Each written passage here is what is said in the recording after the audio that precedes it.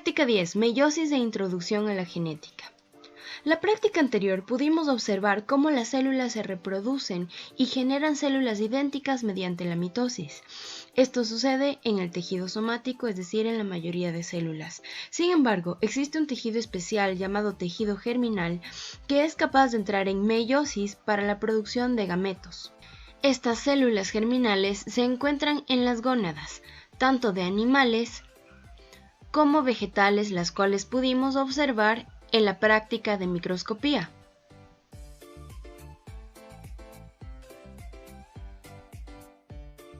¿Te has preguntado por qué los hijos no son completamente idénticos a los padres y por qué existen variaciones entre hermanos?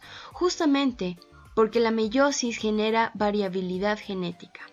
Las células germinales, que son las que entran en meiosis, son células diploides, al igual que el resto de las células del cuerpo humano, pero generan gametos, que son células haploides, es decir, contienen la mitad del material genético.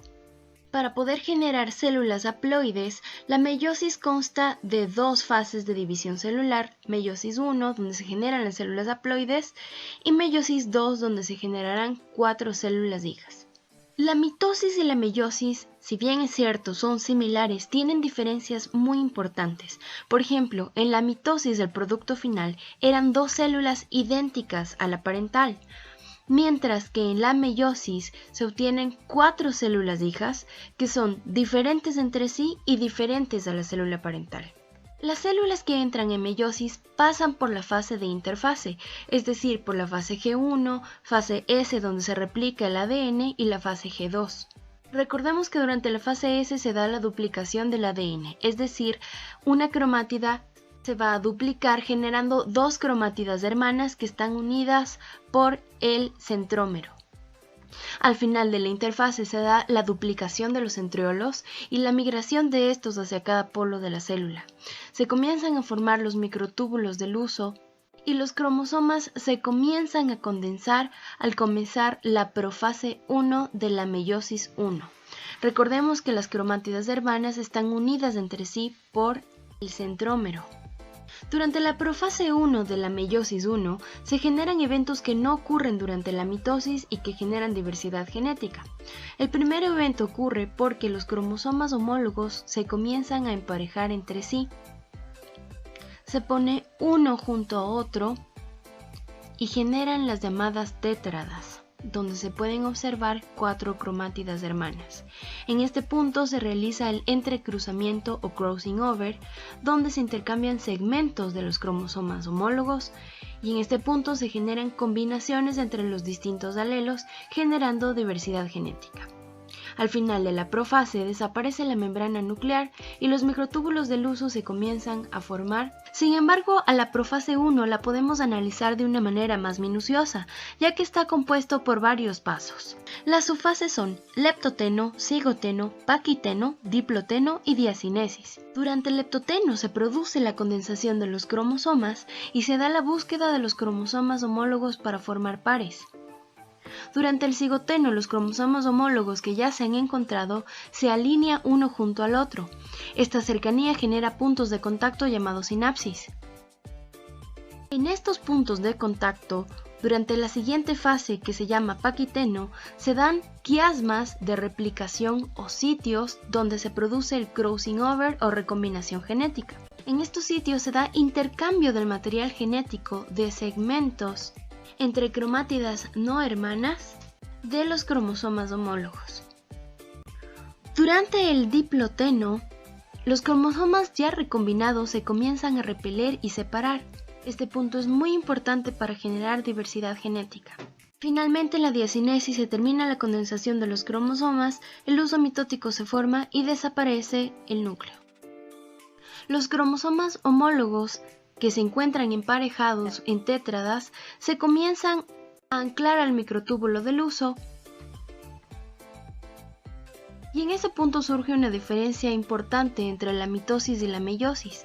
Mientras en la mitosis se anclaba una cromátida hermana a cada microtúbulo, durante la meiosis se va a anclar un cromosoma homólogo completo a cada microtúbulo. Como se puede observar a continuación, Durante la metafase 1 ocurre el segundo evento que brinda diversidad genética. Se van a alinear en el ecuador de la célula los cromosomas homólogos que siguen juntos formando tétradas, es decir, se puede observar 4 cromátidas hermanas, 2 de cada cromosoma homólogo. Realizan una alineación de manera aleatoria, lo cual puede generar distintas combinaciones. Durante la anafase 1 se va a dar la separación de estos cromosomas homólogos que ya se encuentran recombinados hacia cada polo de la célula, y durante la telofase se volverá a construir la membrana nuclear y estos cromosomas comenzarán a descondensarse. Finalmente, en la citocinesis se separan los componentes citoplasmáticos para formar 2 células que son independientes y que son haploides bivalentes. En este punto termina la meiosis 1 y no se da de nuevo duplicación del ADN, simplemente los centriolos se duplican y procedemos a la meiosis 2. Durante la profase 2 se da la formación de los microtúbulos de luz o meiótico, la condensación de cromosomas y la desaparición de la envoltura nuclear. Se anclan los cromosomas del microtúbulo del uso mediante el centrómero con una cromátida hermana apuntándose a cada polo de la célula, y finalmente en la metafase 2 se produce el alineamiento de los cromosomas a lo largo del ecuador. En la anafase 2 se separan las cromátidas hermanas y durante la telofase 2 se volverá a construir la envoltura nuclear, se descondensarán los cromosomas. Finalmente, en la citocinesis se separan los componentes celulares para formar 4 células independientes, que son diferentes entre sí, que son haploides monovalentes y que son diferentes a la célula parental. De esta manera se generan los gametos que tienen la mitad de material genético que las células germinales. En la fecundación, 2 gametos se unirán para formar un individuo que posee 46 cromosomas, que es diploide. Introducción a genética.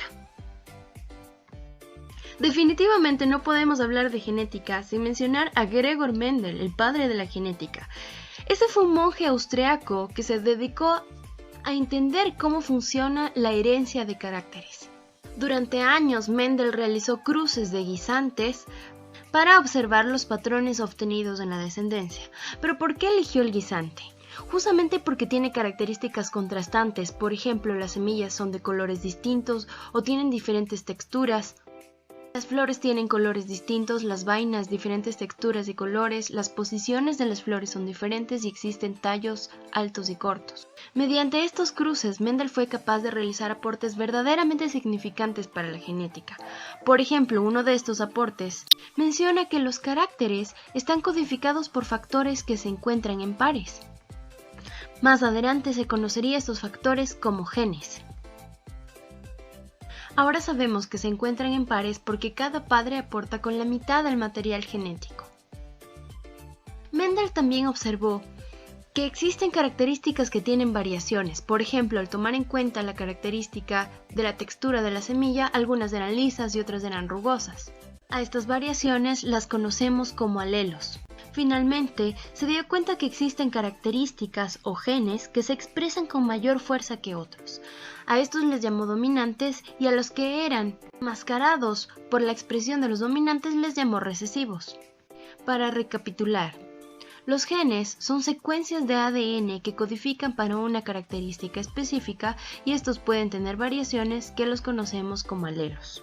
En todos los organismos que se reproducen sexualmente vamos a tener 2 copias de cada gen que pueden tener o no distintos alelos. Como tenemos 2 copias de cada gen, un individuo puede tener 2 alelos dominantes. En este caso se conocerá como homocigoto dominante. A los homocigotos también se les conoce como puros. Si es que existe la combinación de 2 alelos que son recesivos, se llamará homocigoto recesivo. Tomar en cuenta que cada alelo es heredado, uno de la madre y otro del padre.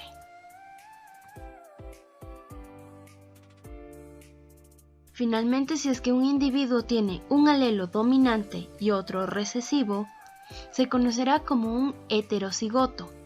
En este caso, el fenotipo que va a presentar el heterocigoto es la característica que tenga el alelo dominante.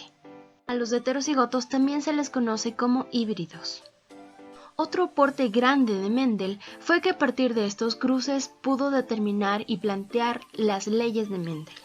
La primera ley de Mendel es el principio de la uniformidad de los híbridos en F1 o ley de la uniformidad. En esta ley plantea que si es que se da el cruce de dos individuos, un homocigoto dominante y un homocigoto recesivo, que son considerados puros para esta característica, en la F1 o en la primera descendencia, todos los individuos serán iguales. Todos serán heterocigotos y tendrán el fenotipo del dominante. Vale la pena entonces mencionar qué es fenotipo y qué es genotipo. El fenotipo es la forma en la que se manifiesta el genotipo, las características visibles. El genotipo, en cambio, es la combinación de genes que tiene este individuo.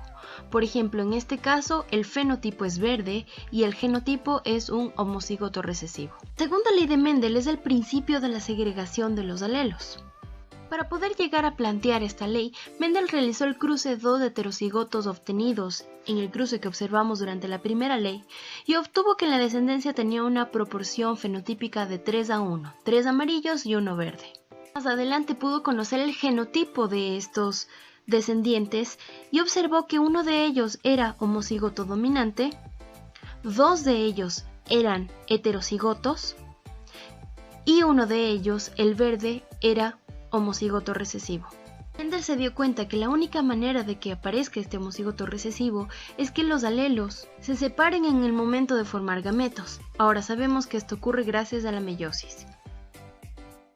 La tercera ley de Mendel es la ley del principio de distribución independiente de los alelos. Para poder llegar a plantear este principio, Mendel realizó un cruce dihíbrido, es decir, tomó en cuenta dos características. En este caso tomó en cuenta el color y la textura de las semillas.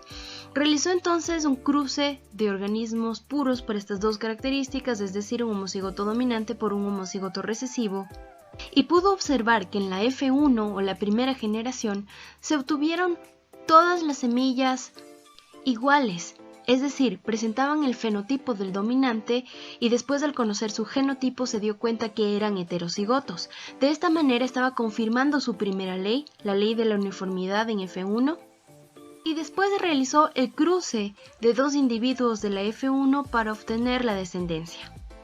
Pudo observar entonces que en la F2, al cruzar estos dos heterocigotos, se obtenían todas las combinaciones posibles, tomando en cuenta la característica del color y la característica de la rugosidad de la semilla. Se tenía una proporción 9:3:1 en cuanto a la relación fenotípica. Estas características podían darse únicamente si es que los alelos de cada una de las características se separaba independientemente entre sí. Ahora sabemos que esto sucede gracias al crossing over o recombinación durante la meiosis, donde los alelos pueden combinarse de distintas maneras, como observamos en esta imagen. La A mayúscula se combina con la B mayúscula, A mayúscula con B minúscula, A minúscula B mayúscula y A minúscula con B minúscula. Para poder desarrollar cruces es importante que entendamos cómo funciona el cuadro de Punnett. Por ejemplo, vamos a desarrollar el siguiente cruce. En este cruce de un homocigoto dominante con un homocigoto recesivo se obtienen todos heterocigotos. Pero ¿cómo podemos resolver esto mediante el cuadro de Punnett? El primer paso para desarrollar un cruce monohíbrido es desarrollar una tabla de 3×3. En las columnas grises colocaremos los gametos generados. Entonces tendremos gametos A mayúscula en el caso del homocigoto dominante y A minúscula en el caso del homocigoto recesivo. Al generar gametos estamos ejemplificando la meiosis. Procederemos a cruzar un gameto masculino con un gameto femenino en los cuadrados blancos del cuadro de Punnett. De esta manera se estaría ejemplificando la fecundación.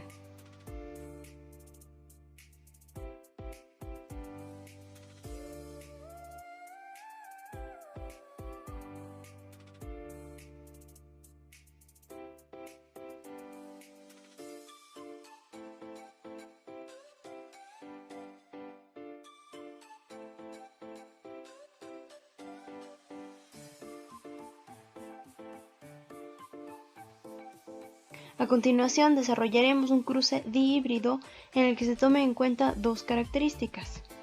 Al tomar en cuenta dos características, el primer paso para realizar el cuadrado de Punnett será trazar una tabla de 5×5. El siguiente paso será generar los posibles gametos que se puedan conformar, tanto femeninos como masculinos. Para poder obtener los gametos tanto femeninos como masculinos que se observan en la tabla, lo que se procede a hacer es combinar cada uno de los alelos de los dos genes tomados en cuenta.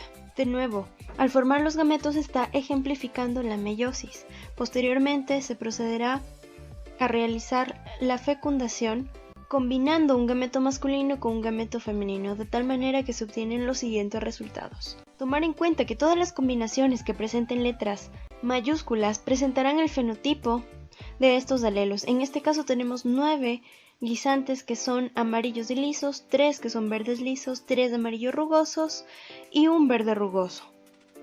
Las frecuencias pueden ser representadas ya sea como números que son separados por 2 puntos o como fracciones donde se coloca el total de las combinaciones generadas en el cuadro de Punnett. En el caso del cruce dihíbrido serían 16 recuadros blancos. ¿Cuál es la frecuencia genotípica de los heterocigotos para ambas características?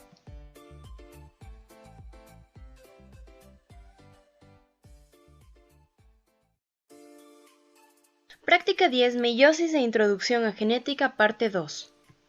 En la práctica de hoy veremos 3 ejercicios. El primero, la observación de placas de antera de Lilium para poder reconocer las distintas fases de la meiosis. El segundo, un cruce monohíbrido. Y en el tercero, un cruce dihíbrido. Para la observación de placas de cortes de antera de lirio utilizaremos un simulador. Tomemos en cuenta que en las anteras se encuentran las células germinales vegetales donde se originarán los gametos vegetales masculinos. Revisemos entonces cómo es este simulador. Al abrirlo, seleccionar Begin Assignment, después Begin Part 2 y finalmente Click Here to Begin. Una vez que dejamos cargar el simulador, se abrirá un corte transversal de la antera. En la periferia puedo observar que existen estos círculos que se llaman microesporangios. Es justamente donde se produce la meiosis. Al seleccionar uno de ellos, podré observar que hay células en el interior que se encuentran en meiosis. 1. Aquí es donde se producirá el polen. Trata de detectar cada una de las fases de meiosis 1. Una vez que terminaste de ver los cortes que eran para la meiosis 1, en el lado izquierdo podrás proceder a la meiosis 2 aplastando el botón de Here.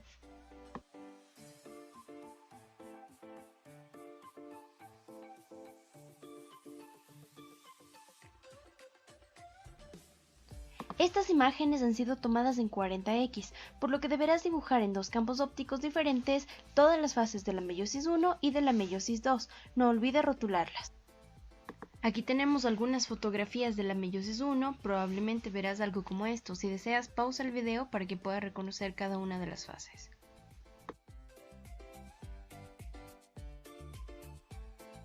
¿Cómo te fue reconociendo estas fases? ¿Le acertaste alguna? A continuación tenemos imágenes de la meiosis 2 que están en desorden. Fíjate cómo las células tras dividirse se quedan pegadas. Trata de determinar cuál fase es cuál.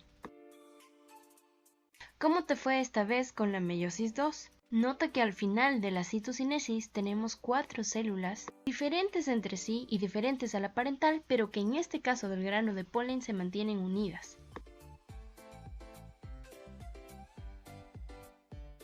Para el ejercicio 2 utilizaremos otro simulador que nos permitirá realizar cruces de guisantes y tener la descendencia respectiva. Entrar al simulador y buscar este botón que dice Plant Hybridization. Al darle clic, esperar un rato a que se cargue el simulador.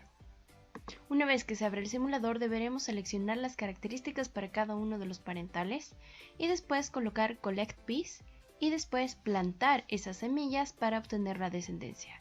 En el recuadro inferior vamos a tener el fenotipo de la descendencia. Deberemos entonces cruzar una planta con flores moradas con una planta con flores blancas, anotar los resultados de la descendencia obtenidas en un cuadro y compararlos con los valores esperados. ¿Cuál es la frecuencia que se espera tener realizando este cruce en un cuadro de Punnett? Para el cruce dihíbrido utilizaremos también este simulador, pero cruzaremos una planta alta con flores blancas con una planta pequeña con flores moradas. Repetir el proceso del ejercicio anterior para generar descendencia y comparar esta descendencia obtenida con las frecuencias que eran esperadas en un cuadro de Punnett.